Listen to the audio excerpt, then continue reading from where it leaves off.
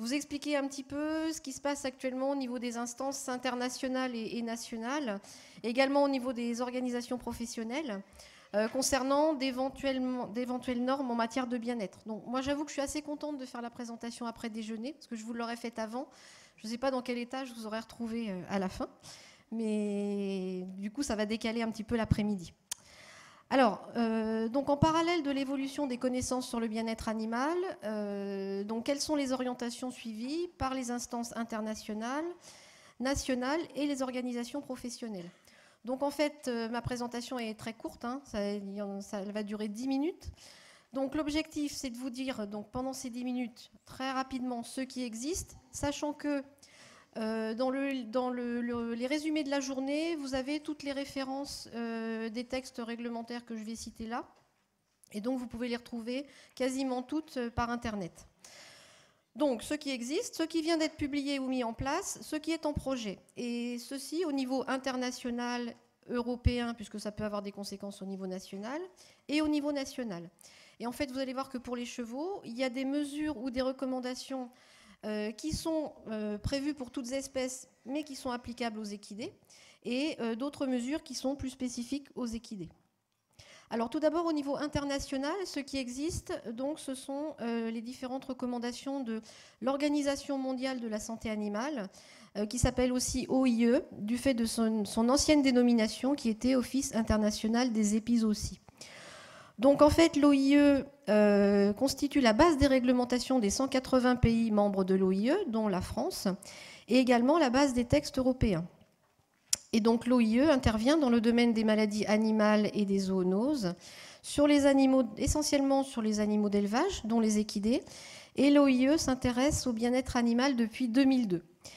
Donc dans un document qui s'appelle le Code sanitaire pour les animaux terrestres, et le bien-être constitue le titre 7. Donc vous pouvez accéder indirectement à ce code par Internet et qui est en français. Alors, donc qu'y a-t-il dans ce Code sanitaire des animaux terrestres titre 7 11 principes relatifs au bien-être des animaux d'élevage, dont les équidés.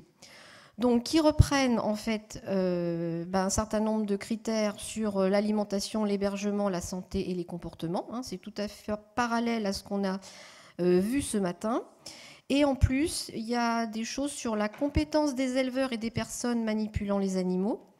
Il y a des normes sur le transport et l'abattage pour toutes les espèces d'animaux d'élevage.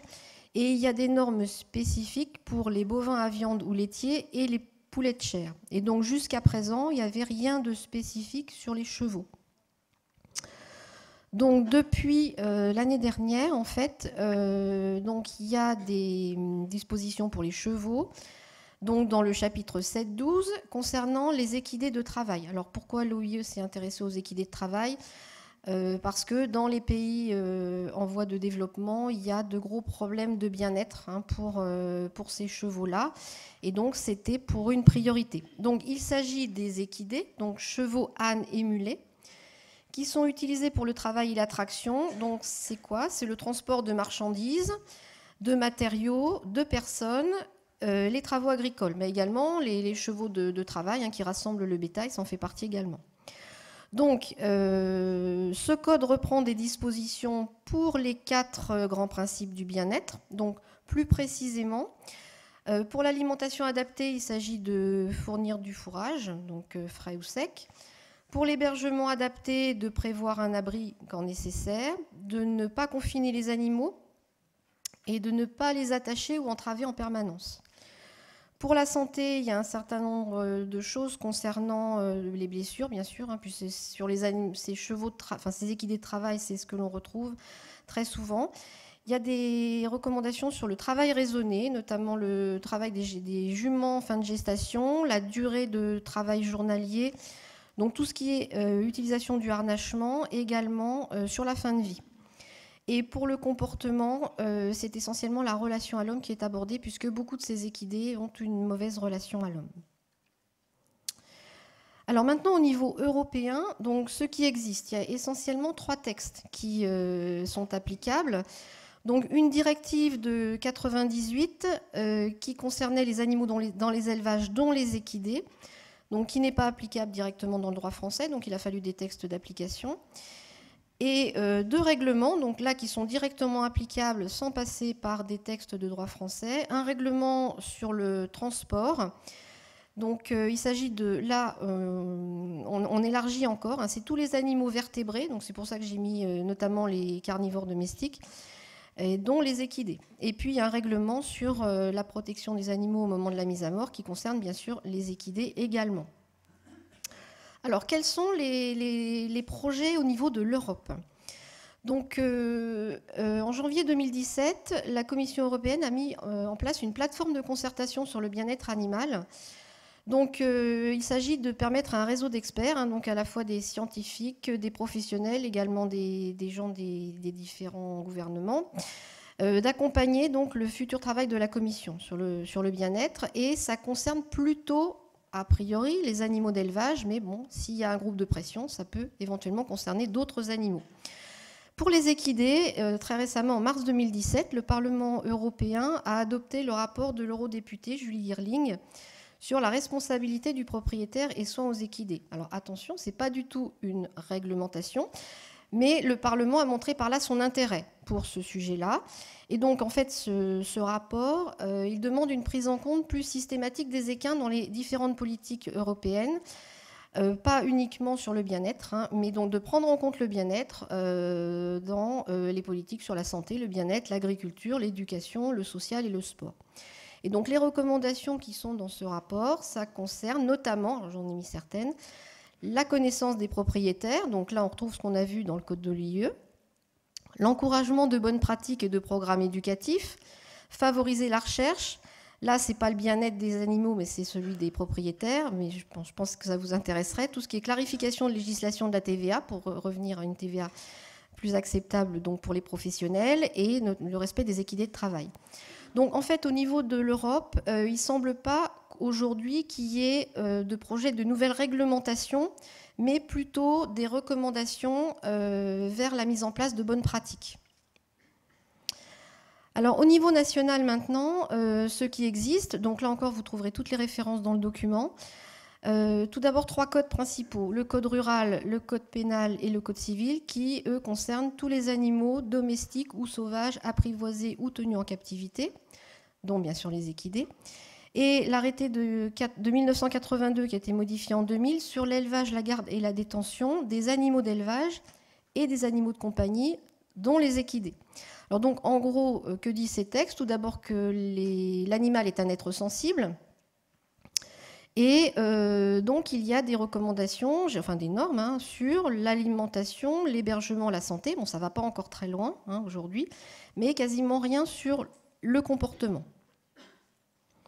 Alors, ce qui vient d'être publié au niveau national, le plan d'action prioritaire qui a été présenté par le ministre de l'Agriculture en 2016 était donc d'inciter les professionnels, donc de promouvoir des démarches des filières et de favoriser l'application de guides et chartes de bonnes pratiques, donc rédigées par les professionnels.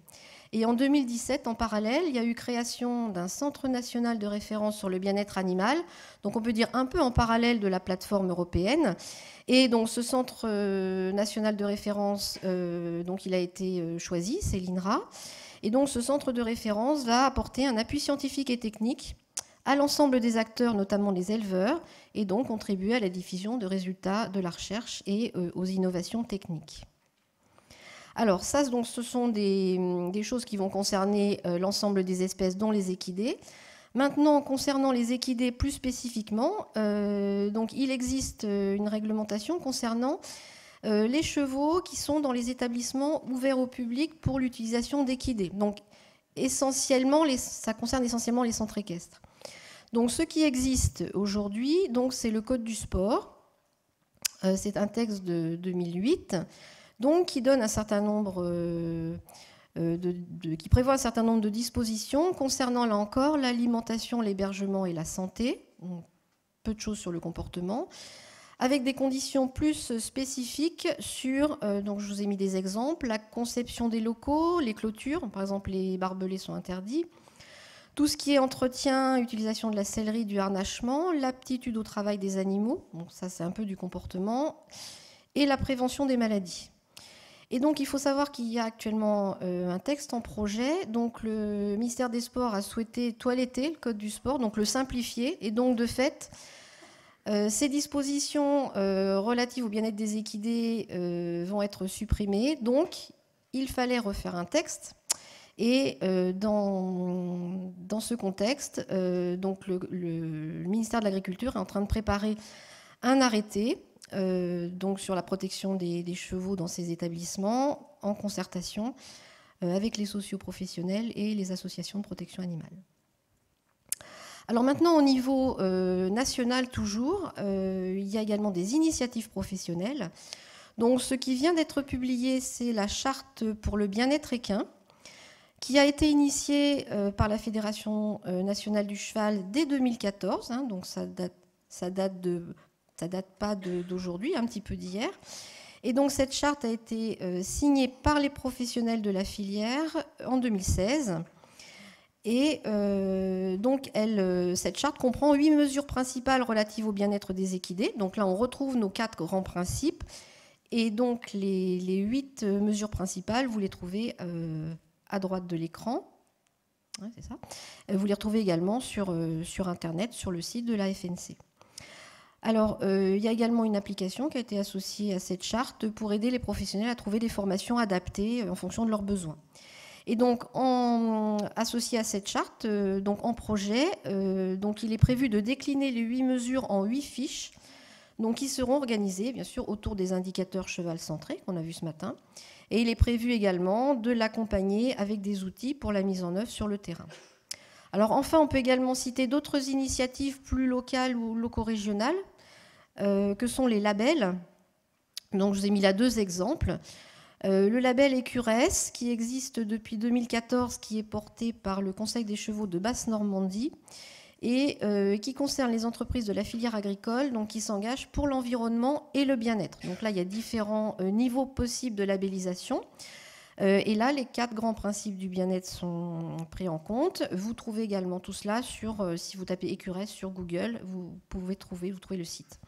Enfin, un autre label qui est également local, qu'on peut citer, le label du cheval vendéen, destiné à favoriser la commercialisation de jeunes chevaux de sport, qui là également comprend un certain nombre de dispositions sur les 4 grands principes, mais qui est beaucoup plus light, je dirais. Mais bon, il y a quand même un peu de bien-être dans ce label.